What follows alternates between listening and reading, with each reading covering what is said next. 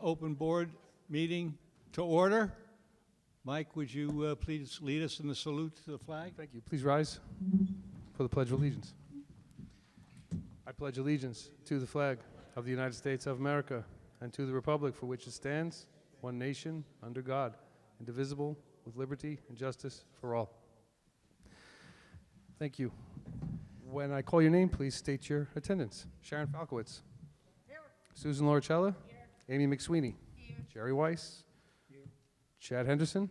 Here, finally. Amen. Diana Miller. Here. On behalf of management, Corey Harris, Sam Schneider, and myself, Michael Canberg, please note Christine Patterson is not in attendance this evening. Thank you. Thank you, Mike. I'd like to call for a motion to approve the open meeting minutes from November 12th's open board meeting. I make a motion to accept the minutes of November 12th meeting. Do we have a second? I'll second the motion. All those in favor? Aye. So passed. I'd like to just make a quick opening statement for everybody. I'd like to let you know that we have passed the amendment to increase from 8 to 9 months. Thank you to this entire community. We got 1,170 ballots that were needed. We got 1,204. And so that's going to go into effect on the 1st of January. And the additional funds will be spread between our reserves and our operating budget. But this was a great thing for us, and I thank the entire community for stepping up and making it happen. In 2024, we've gotten a lot accomplished this year. We've had a lot more activities that the board has helped run, along with all, obviously, the activities that the clubs have done, which has been great. We've made a significant amount of repairs. The air conditioning units in this building in particular is no small feat to get this corrected. We are pleased with the fact that we're maintaining pretty decent environment in this building. We have more things we need to do, but all things being equal, I think we're in pretty decent shape. So it's been a good year, and we're looking forward to a very productive 2025 as we roll forward. Right now, I'd like to turn this over to Diana Miller to talk about our financial situation. Thank you, Chad. Good evening, everybody. Thank you for coming out tonight. I just want to go over our finances for the month and year to date. Our October 31st report shows we were expecting to have a surplus of $91,774. We actually have a deficit of revenue of $22,935. I'm going to address that in a little while. First, I want to go to our total cash. We have $2,879,583. That is operating cash is at $1.2 million, discretionary cash is at $395,000, and our reserve cash is at $1.2 million, almost $1.3 million. Do we have our sales for the year? Yes. Our sales for the year are at 99 for this year. Last year at this time it was at 103. So we're still pretty much the same, a couple of houses shorter.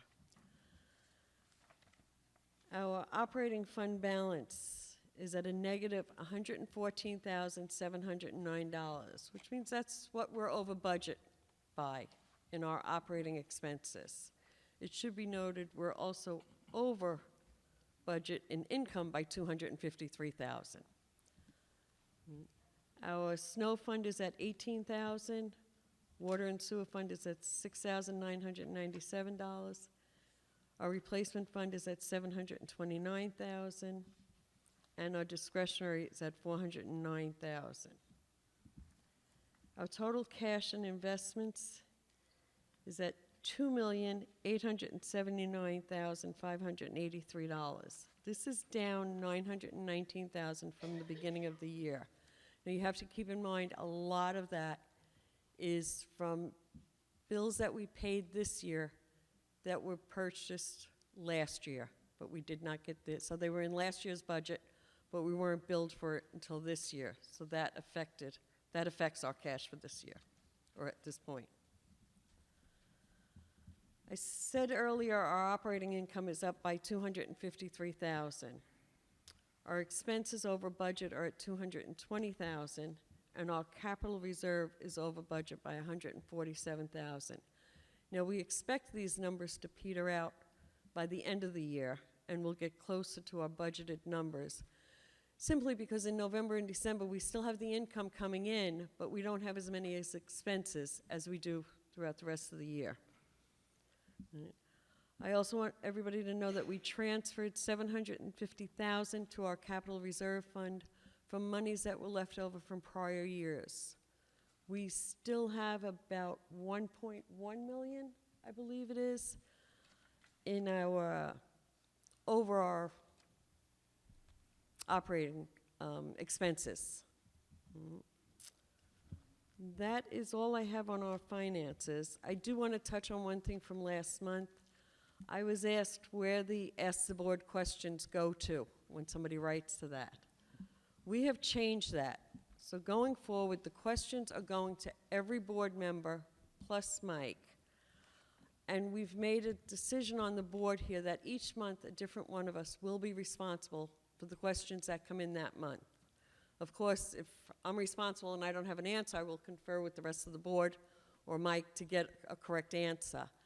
But a board member will be responsible for each month. So anybody who has questions going to ask the board, you will get a respond within a reasonable amount of time. Thank you. Thank you, Diana. Can we get the management report, please, for Mike? Sure. If it's okay, though, while we're still on the finances, there is a copy of the 2025 budget in the back, and the board also has it. We made a slight revision to two of the line items I just want to call attention to and make sure we're capturing this in the open meeting minutes. Trash removal did not consider the escalation for 2025, so the number for trash removal will go up. Commensurately, the pool contract was still reflective of having lifeguard services in place, so that those monies will delta down. Let me see what you have. You have the old copy.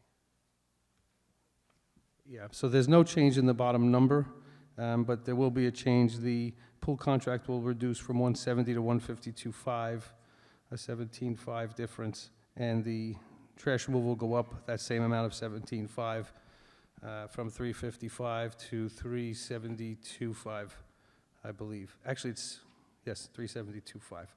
No change in the net totals, no change in the increase, no change in the budget at all, other than those two line items. One went down, one went up, but for the purposes of capturing it in our open meeting minutes, the board discussed this at the last executive session, and unless there are any objections now, we'll capture this for the purposes of ratification. Any objections? Thank you. That's one quick financial housekeeping. The other, as Diana mentioned, there is a carryover for surplus funds from prior years. This has to be done based on resolution. Excuse me. This has to be done per the instructions of our auditor by resolution. So we have drafted a resolution that has been executed by Christine Patterson, the board president, and signed by the secretary, Amy McSweeney, at the last executive session, but I also enter this now so it can be ratified in the open meeting minutes from the board in attendance. Are there any objections to this resolution?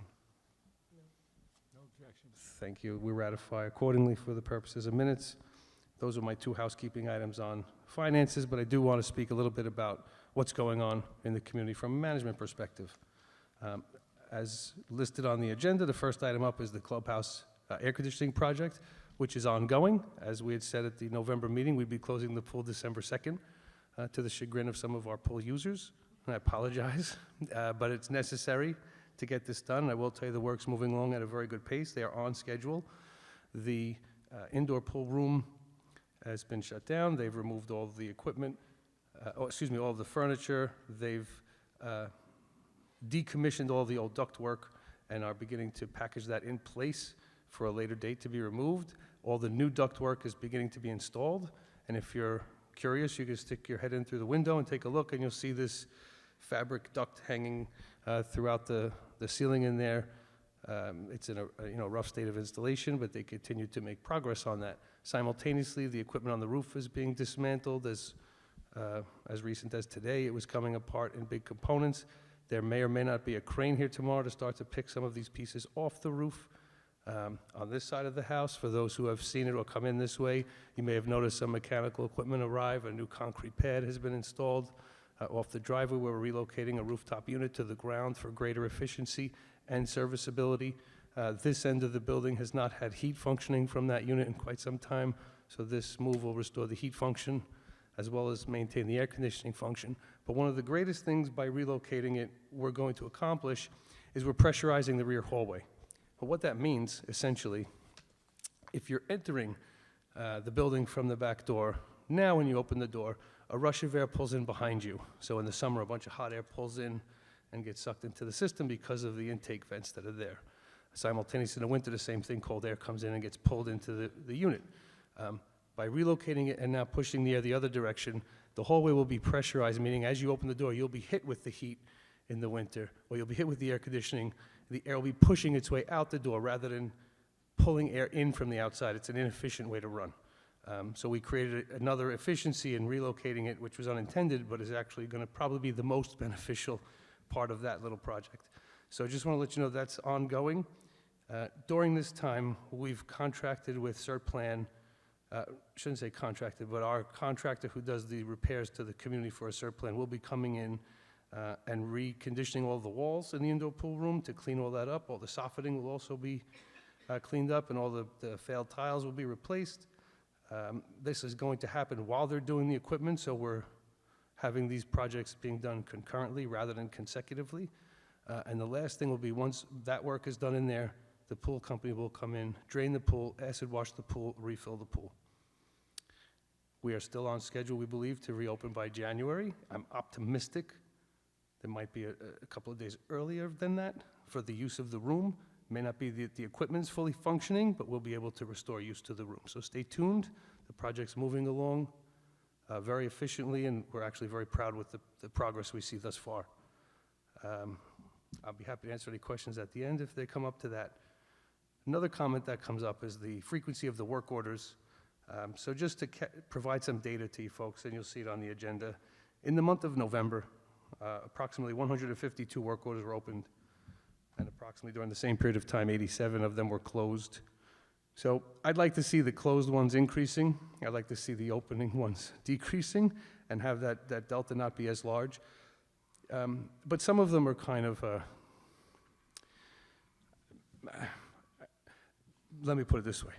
This morning, we received about 20 work orders for leaf cleanup. So while we know it's fall and leaves are falling everywhere, no one needs to put a work order in to have your leaves cleaned up. Your community contracts a landscaper to clean the entire community. So we would like to close work orders when those types of things come up. Things that are contracted, we don't necessarily think a work order is required there. Now, if you have a loose step or you have siding that's falling off, that requires a work order. But to ask a work order, or, to have your gutters cleaned, that's a work order. But a work order to clean leaves, I appreciate it, but they're not going to move any differently in their schedule. They're not going to jump from address to address as the work orders come in. They have a program to go through the community multiple times. So it's just, I understand why people put them in, but I don't want people to feel a false sense of urgency that it's going to get addressed any faster with the work order. And I apologize for that, but this is a very large-scale community. There's only so many leaf blowers we can fit in here at once. But to that point, we do feel that getting through almost 90 work orders in a month is more effective than it's been in the past. That number was half that only a few months ago. So we are making progress to that end. Again, if you need service or you need a work order and you're struggling with entering one, please come see us in the office here or give us a call and ask for Donna, and she'll certainly help you with that. Next up, I want to speak about landscape a little bit. Some people freaked out when they saw their sprinklers blowing today. The 10th of December, 50 degrees and sprinklers are on. They're not on. They're being winterized. We don't control it at this point. We've done our part. But the mains are being blown out by the golf course. And why you're seeing some of the local zones on our side, the HOA side, is valves are open. We winterize. We don't leave the valves closed. They will freeze. They will break. So they're open. So air is rushing through the system. You're just seeing the effects of that. The little bit of moisture that wisps out it's the sprinklers not running. The system's not on. We're not irrigating the lawn in December. I promise you that. But what I was told by both the golf course, greenskeeper, as well as our landscape crew chief, that they finished today. So you should not see any more activity from any sprinkler heads throughout the community moving forward. If you do, please let us know. That means something's not functioning correctly. They should all be dormant starting today. The snow mobilization is ongoing. There is a ton of equipment that has been dropped off and ready to go for the no snow we're going to have. We put out snow stakes for no reason. We're not getting any snow this year, but we staked the community. They should be done by this Friday. Tree pruning is supposed to be starting this week. Of course, we get rain. We haven't had rain in 2.5 months, and now we have rain. But the pruning will be starting, and the removals will be starting hopefully next week. We have a small batch of removals to get done, and that's pretty much it on the landscaping. We are already beginning to compile the 2025 reserve projects for roofing, for siding, concrete, driveways, gutter replacements. So if you're in need of these and you already have work orders in, you do not need to do anything. We're going through all of them to put these lists together. Someone will reach out to confirm your work is still valid and needed, and then we'll start to schedule that, again, in sequence in which they were received, but also with a priority filter. So you may have a work order request in for a roof that might be stained, but your neighbor's is leaking. The leak takes priority over the stain. There's nothing really more I can do about that. If we had greater cash on hand, we might be able to do more, but we're doing effectively to the community what we can with what we're working with. That's pretty much it from management's report. Yeah, I think that's it. So again, as always, I always stay and answer any questions that you might have at the end. But I thank you again for your continued support of this community and of management. Thank you. Thank you, Mike. Now I'd like to ask the committee liaisons to give us any updates they may have on the committees they represent. We'll start with Sharon. Good evening, everyone.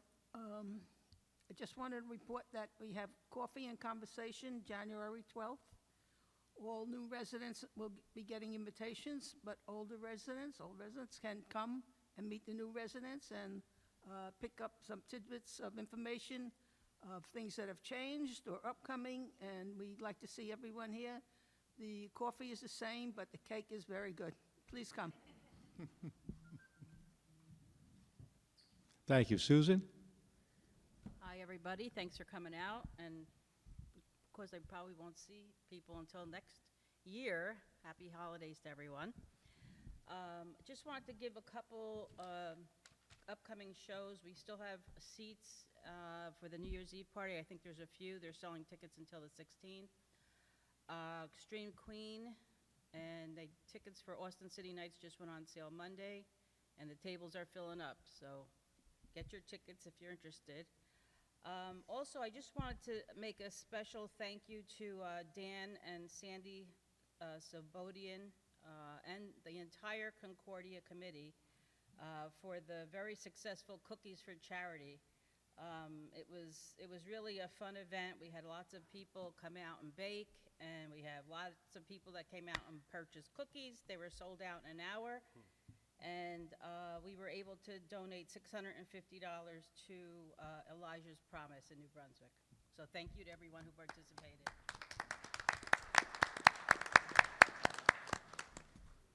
Thank you, Susan. Amy? Nothing? Okay. Jerry? Nothing now? Okay. And Diana? No, I'm sorry. I left something out on my financial report, so I don't have committee news. I just want to go back to the financial. You may have seen in the back of the room, we have an income statement and a balance sheet out there. This is what we will be providing to the community going forward on a monthly basis. It's our full income statement and balance sheet, so that should answer a lot of questions that come up based on the reports that we're currently giving out. All right, so, and I also want to say that we have Sam Schneider here from FSR for any accounting questions or budget questions that you may have. Thank you. Okay, thank you, Diana. With that, I'd like to ask for a motion to adjourn tonight's meeting. I'll make a motion to adjourn the meeting. Do we have a second? Jerry? All those in favor? Aye. Meeting is adjourned, so we are open now for resident Q&A. If you wish to ask some questions, the podium's right over there.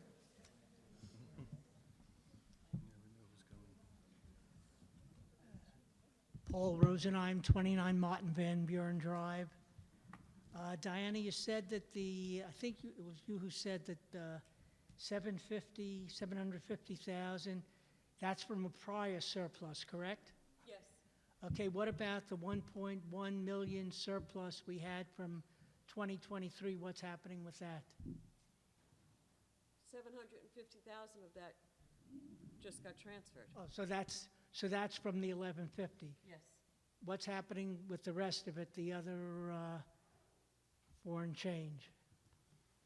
That's in the operating, what do you call it? It's Yeah. almost a cushion. Yeah. Hey, Paul. Hey, Sam. Yeah, so the operating fund came in, the operating fund came into the year with 1.8 million. And then the board decided to supplement the capital reserves with 750,000 of that. The remaining 1.1 will remain in the operating fund for cash flow purposes, as well as for unanticipated operating expenses. Okay, so that's going into the 2-year out, the 23 to 24? Correct. Okay. Will we be getting the financial statements sooner, since these are the statements that FSR provides to us on the 25th of the month? Correct. So we'll be getting them sooner than the day of or at the Correct. meeting? Okay, because, and another thing, when the next year's budget is done, if all you have on the budget worksheet shows the current year budget and the next year budget, that's not really good information, because you have no idea if one line item is 50,000 this year, the next year it's 70. You need to know, you need to be able to see what the actual expenses were. And it's since you don't have it for the whole year, and I talked to Mike about this, you have the actual expenses as of whatever the last month you have going in. Then you use the budget for the following months to the end of the year, and that gives you a projected actual. That's what needs to be done when you're presenting the budget, because just looking at two numbers doesn't really mean anything. So I'll jump in real quick, Paul. The mailing, as you are familiar with it from last year or prior year's budgets, when it comes out with those added columns, Right. will be in your mailing this year. We are obligated to mail the budget out to every unit owner, and it will be in the same format as prior years. The budget that we released last month was just for the purposes of having the meeting. It was not meant to be to replace what you're accustomed to receiving as your budget mailing. So you will receive the mailing with those added columns. Sam's staff account, Jessica's been seeing to that. So that is what you will wind up receiving. So you will see that format with this 25 budget mailing. Okay.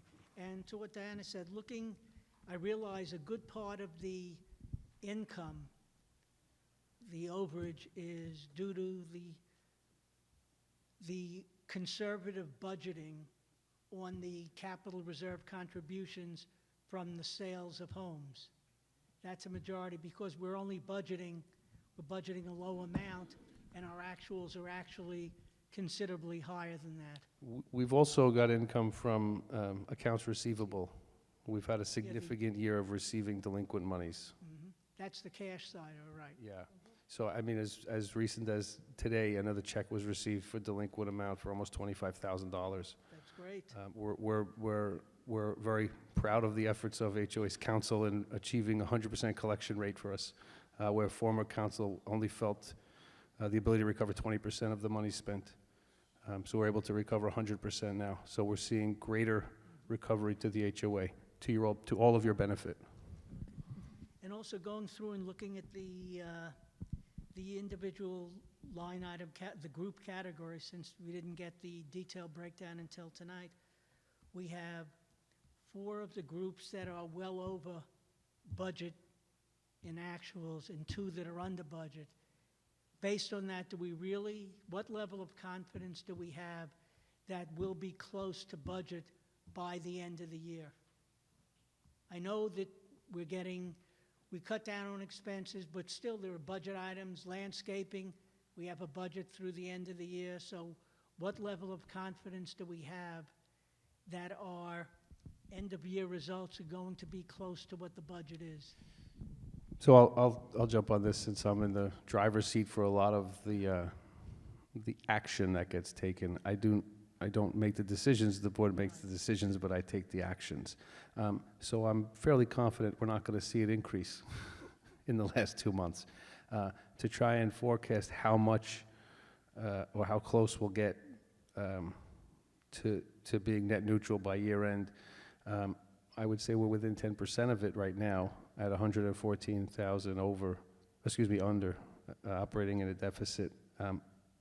I do expect that number to reduce by a few percentage points, half perhaps, but I'd be guessing, and I'd be doing you all a disservice in my guessing.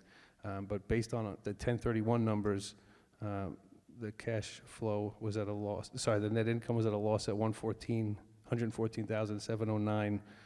And I know November and December are lighter as far as the expenses go. I do foresee that number reducing. I don't know that it will zero out by 12/31.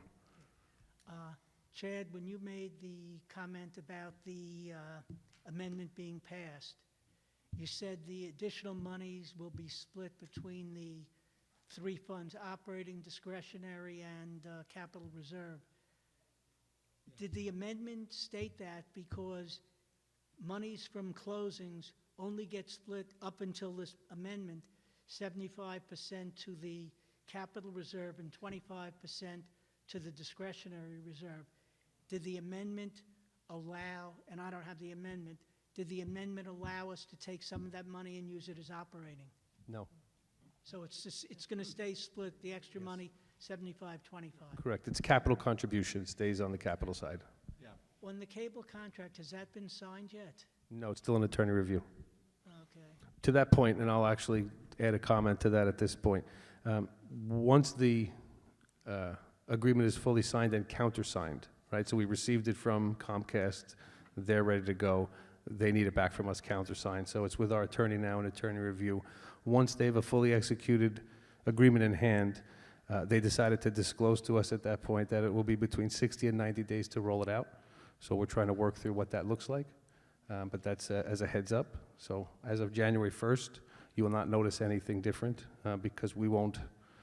We may have a fully executed agreement in place certainly by then, but we would need their rollout instructions. And really, from what they've explained to me, is it's on their end. It's a massive bookkeeping project that they have to do in order to ramp it up. Could be done in 60. They said please budget 60 to 90 days.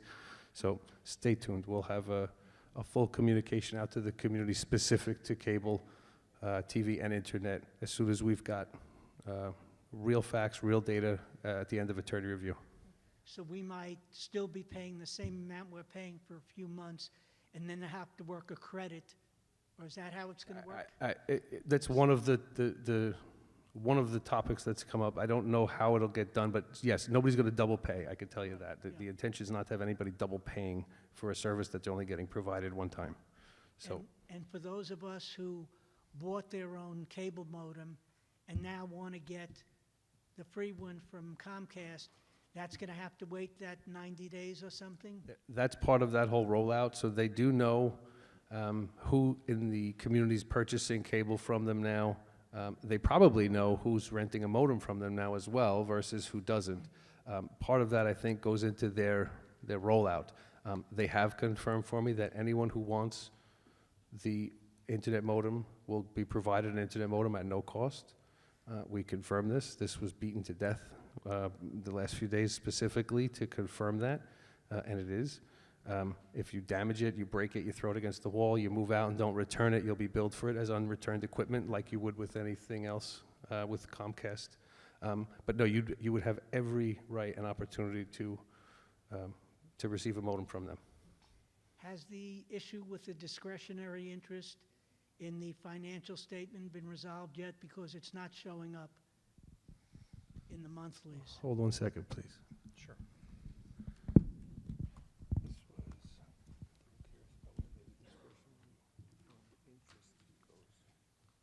So, no, it's a good question, Paul. So right now it's being recorded directly to the equity balance rather than showing as an in and out on the income statement. It can be shown that way. If that's, if that's how it's preferred, then that can be changed. But right now it's all being recorded directly to the fund balance. Okay. And one other thing, last question, the pump station maintenance. We only get billed, we only pay it when we get billed, but we have an obligation for a year, a yearly expense. Are we accruing for that expense on a monthly basis? And if not, why not? It'll be, if it's not being accrued on a monthly basis, it'll definitely be based on whatever is known at the end of the year, based on if there's actual expense, if they can provide us with a reasonable number that's still to be payable, then that'll absolutely be accrued at year end. If it's not being accrued on a monthly basis, that's because the invoices are not being provided timely, and there's really no particularly reasonable estimate to go based off of. Does that make sense? Okay, thank you. Thank you.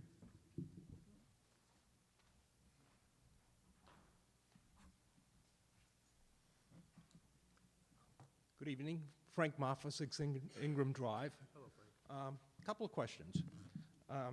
First, I understand that this is the new report that we're going to get going forward, what you have put out in the back, which has the balance sheet and income statement in the back. Yes. Are we still going to get the other report as well? I think this would be to replace that other monthly financial report, and I think the motivation behind that is it requires additional formatting, and frankly, when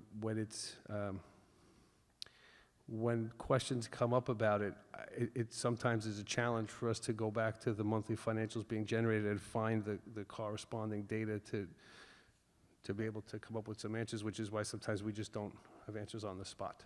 But I don't want to take my comments are my comments. I don't want to take the board's opinion and state it as my own. But is there, Diana, you want to offer any thoughts on it as well? Our intention was to just give out the complete income statement and balance sheet, which I don't think was done in the past, which is why this other report was created. This has no comparison to prior year, so that's the only thing I worry about. We have nothing to compare this to. It's just a income statement for the year without a prior comparison to the prior year, what has happened in the prior year. Understood. Yeah, and over time,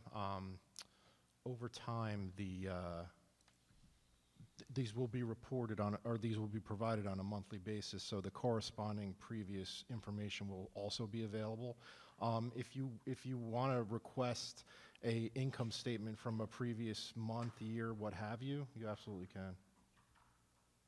On an individual basis, so every month I have to request a prior report? Yeah, I mean, That puts a lot of burden on me and the rest of the community that wants to see this. yeah, I mean, it's- they're going to be, I'm only talking about, the past year, but going forward, these are going to be uploaded monthly, so you won't have to ask for them. Okay, so we're in a year delay, that's what you tell me. After a year, we'll be able to see a comparison. No, Frank, I believe we should be able to upload all of 2024. Sure. We can upload all of 2024 into the system So we could see 2025 compared to 2024? It's not on the same report. You'd have two separate reports to compare to, but yes. So we have apples to oranges. No, you have one report showing 2024 and one report showing 2025. It's not on the But not the same categories? It's not on the same, no, they are. It's the same financial statements last year and this year. Okay. So, yes. Oh. If the board wants to upload prior year financial statements, like they will be doing going forward, that's totally fine. Okay. I would make a recommendation to do that. I mean, to some of us that have more of a Sure, financial absolutely, background, yeah. we would like to see that.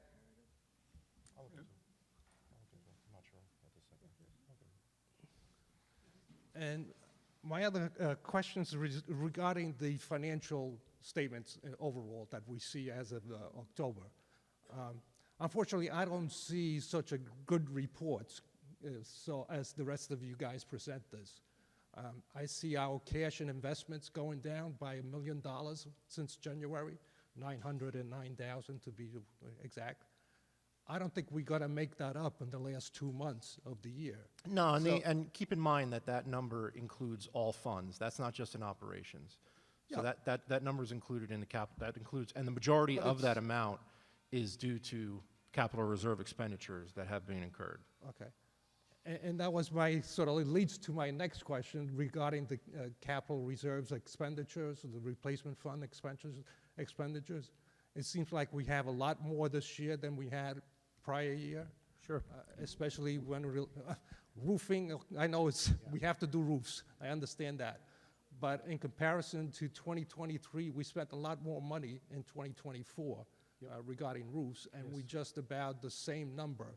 We did larger structures. We did 4 and 8 unit buildings this year, considerably more versus the 1 and 2 unit buildings. But the other point that I'll make is in 2020, 2021, and 2022, you replaced single-digit roofs. Okay. 185 one year, 10 another year. The replacements were not commensurate. This community needs to replace 45 to 50 roofs per year, every year, like clockwork, just to stay up and replacing 920 roofs in 20 years' time. I understand And that. so but- for the 5 years before, when you didn't do many, and the people's roofs are failing, and the decision 20 years ago to re-roof rather than replace, those roofs started failing at an exorbitant rate. We have no choice. You have water infiltrating the structure. The HOA's been made aware of it. You have to make these repairs. I understand that, but unfortunately, the replacement fund doesn't have that much funds in it. We lost, what, we're down about $1 million in the replacement fund for the year? Yeah, so the balance as of 10/31 is right around $1 million. The board is well aware of that, which went into part of the decision to transfer 750,000 from the surplus operating funds to the capital reserves, and it also was the vast majority of the budget increase next year goes to the additional contributions for 2025. Well, that's fine. We understand that the operating fund is operating at a loss, so we have $114,000 of loss for the year for the operating fund. Keep in mind that number is compared to budget. The actual excess of expenses over revenues for 2024 is about 23,000, and that number will get applied to the remaining surplus balance of 1.1 million. So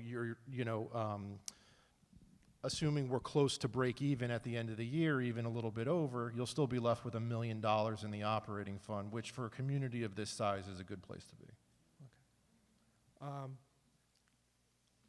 Michael, I sent you a question regarding paving.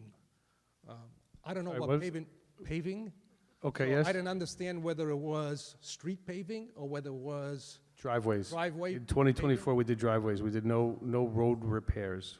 It was driveway paving. There was no comparison to 2023. So I don't understand how, it seems like we changed categories. One year we had maybe cement and stuff or whatever. So, The next year yeah, we put there everything into were, paving. yeah, so when we took over formally in 2023, we had identified the need to add some reserve fund categories for GL purposes for tracking the expenditures. Prior to that, we didn't have, individual buckets for each specific task. So some stuff that was, we would have concrete and asphalt repairs being done, and they may have just gotten placed in concrete. We didn't have certain categories for this. We now do. So that's making it easier for us to identify, but it also resulted in some reclassing from some GLs to others, especially in the last few months. Okay. So there was an occasion where we had some paving work that was done that was originally coded to seal coating, because it was done under the seal coating contractor's contract and license. Once we had the GL set up, we were able to move a reclass. So it was a messy 2024 from a I'm probably using words that Sam will be upset with, but it was from a bookkeeping perspective and paying bills, it was a little bit wonky. But once we got these GL codes established and we're able to now have cleaner expenditures versus the invoices coming in, it makes it easier to identify what's going where. So I do expect 2025 to be a much cleaner operation on paper than 2024 was. Okay. I see paving was an expense of $275,000 so far through October. And last year, masonry and concrete was $204. That's the only comparison I have based on the October financial report that was put out. Yeah, so I didn't bring my laptop, forgive me, because I've got all my databases and spreadsheets there, but I can tell you that we were working with a backlog, and I've said this almost every meeting, but a backlog that dated back to 2021 with concrete repairs, broken walkways, broken aprons, compromised foundation walls. And then we had driveways, again, just as old from 2021, with buckling driveways. And when we're notified of this, we have an obligation to act. Okay. Failure to act is a detriment to the community, which is all of your investment. So while I would love nothing more than to budget for 9 projects and do 8, yay. Sometimes we budget for 9 and we get 10. And I have an obligation to keep this community healthy, financially and physically. So it's a balance. It's not easy. But we had a very transformative 2024 year here. As far as I'm concerned, we cleared the backlog on the virtually all the roofs. I'm up to a current list now. I have about 24 pending to start 25 with. All right? How about that? So I've got 25 addresses already ready to go out to bid with some form of water infiltration or complete failure of the two roof system. And we didn't even start the year yet. So we have, but that's all current. Concrete repairs, we blew through a tremendous amount of work orders in August, September, and October. Almost 3 years worth.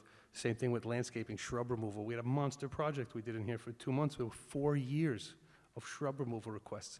It's not 1 or 2 requests, only a few bucks, but when you add up 300 work orders, it became a $35,000 project. Now, had the money been spent, 5 to 10K per year over each year, may not have been so sizable, but you got to clear these things up, unfortunately. No one wants to pay the bill. Everyone wants to enjoy a great dinner, but no one wants to necessarily pay the bill at the end of it, right? So it's part of, the responsible portion of this work. I could be irresponsible and be more focused on trying to squeeze every last cent out of the dollar, but that may not give you a healthy community, and you may find yourself with this accumulation of pending work again, and it's not to any one resident's benefit to have this level of work accumulate the way it has been. I mean, look, the air conditioning system in here alone, when all said and done, it's about a $500,000 budgeted project, and it's spread between, we started it in 23, 24, it'll finish in 25. That's probably 5 or 6 years overdue, probably 10 years in the making. The equipment, the ductwork and the stuff we're pulling off that roof is nasty. It's nasty. And it's not cheap to do it, but in order to do it right and have a healthy and robust clubhouse, which is to me the flagship of your community, we need to really, really do it right. So Unfortunately, I guess I've been here 7 years. When I first came into the community, there was a healthy reserve of about $6 million. And to see it down to $1.5 million, it just leaves me gasping. I say, if we can't go on like this, after 6 years, we're down to $1.5 million. So 7 years that I've been here, we're down to $1.5 million, and it just, if we go at this rate, we're gonna have to sell the community, I think. It's a valid comment. I respect your opinion. I am optimistic and I'm confident that we're not going to get to that level of distress. We were very prudent in getting an updated reserve study. We've done some pretty innovative things with the 2025 budget, with getting the door fee and being able to have some other expenses that are not hitting in 25, which gives us a chance to make up some additional revenue. We've got the 8 to 9 months past.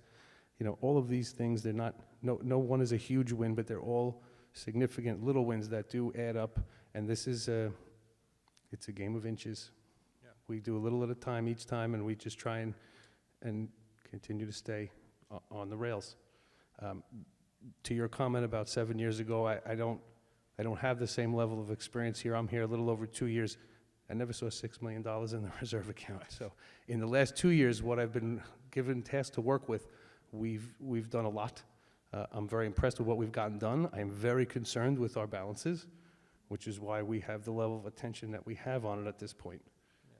So I applaud your diligence in looking at it and asking these questions. It's important for the community to air these things out.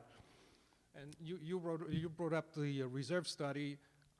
I don't see how we ever going to meet that minimum requirement, from the reserve study that our goal for that minimum $2.5 million. I don't know. So what it turns out to be, and I didn't bring that with me, but we had to come up with the short was $1.9 million, and we have 10 years to make it up, so it's $190,000 per year, Okay. which we're making up in excess of that.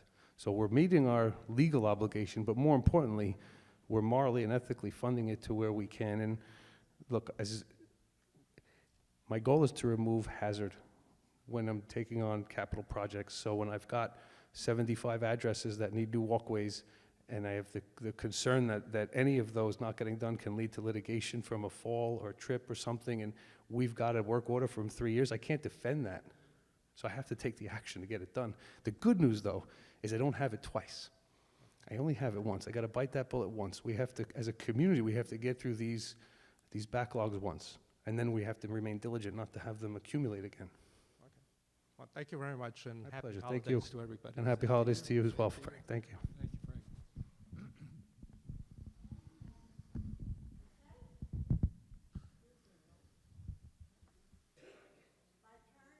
Yes, ma'am. Yep. You all know me, I'm Alice Pollard. Sure do. I live on Concordia Circle, and I should know how to do this. And I live on Concordia Circle, okay? And I feel that I have become a member of an endangered species. And why is that? Because I don't have an attached garage. So I have to walk to a carriage house. I'm an older lady, and I can walk, and I can see, and I can drive. But I cannot see the garage at night. And it doesn't mean at night at 8, 9, 10 o'clock. It means at 5:30, it's dark.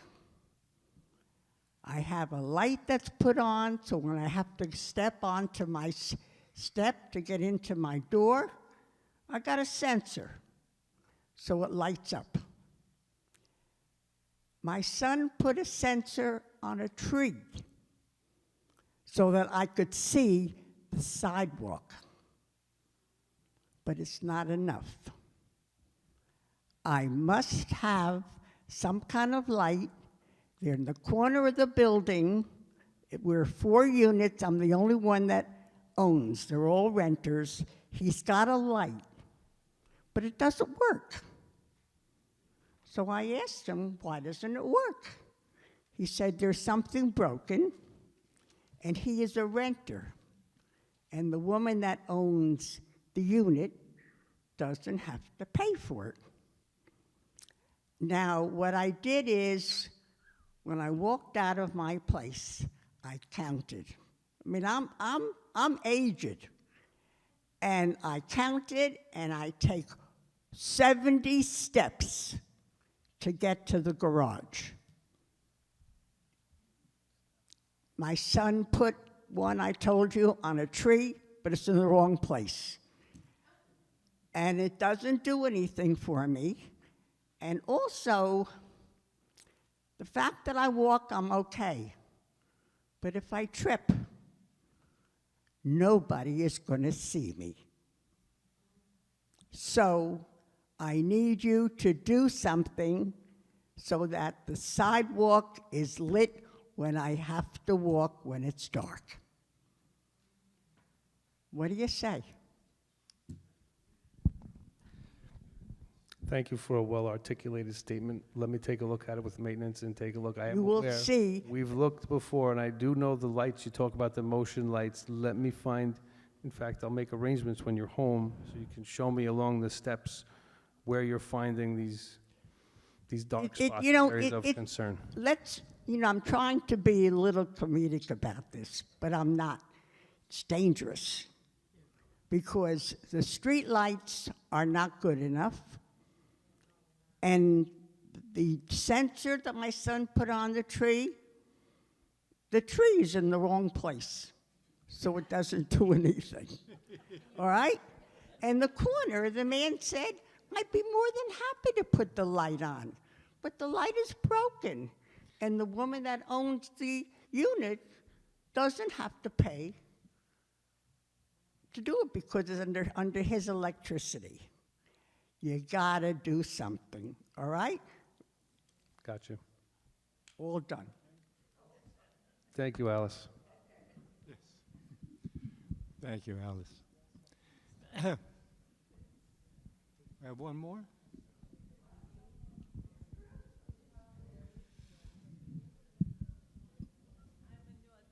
So maybe I'm asking silly question. Talk into the mic, please. Oh, Thank you. I recently moved to community. What? Irene Golovin, 12A, Scarborough Road. And I teach several classes from home. I have high-speed modem, so I'm very concerned about new contract and replacement of hardware. So I just wanted to make sure that I will still have the speed and power of what I paid for, and just making sure. So the agreement will provide 1 gig internet speed.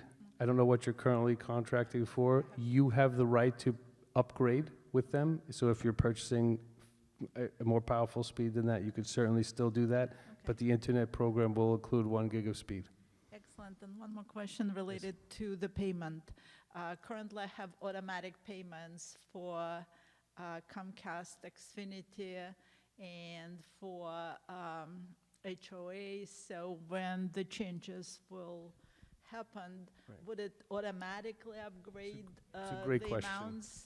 Sure, it's a great question, and we believe that to be true. We'll confirm this with them. Once we do, we'll make sure that the community's notified of this. But essentially, what they have represented to us is that if you're currently an internet customer, your bill, it will just switch off.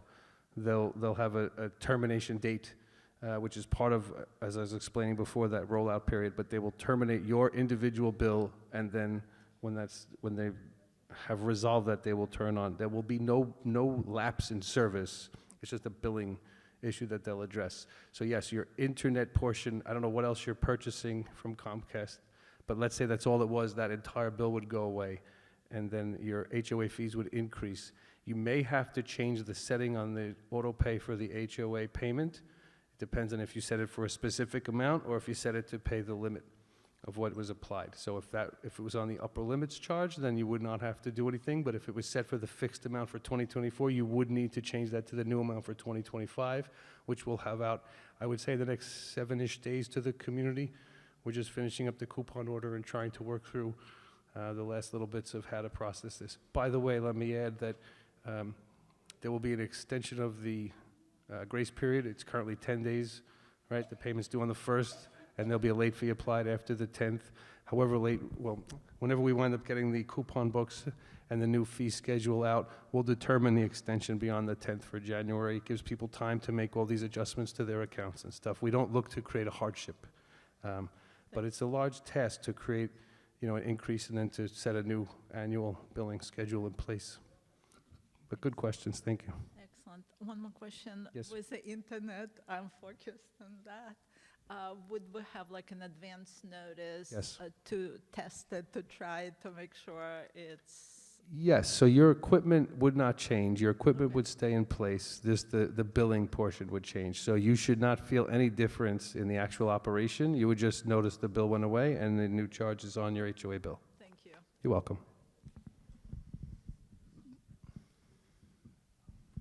Okay, well, with that, I would, on behalf of the Board of Trustees and the management team, wish you all a happy and safe holiday and a very healthy 2025. And thank you very much.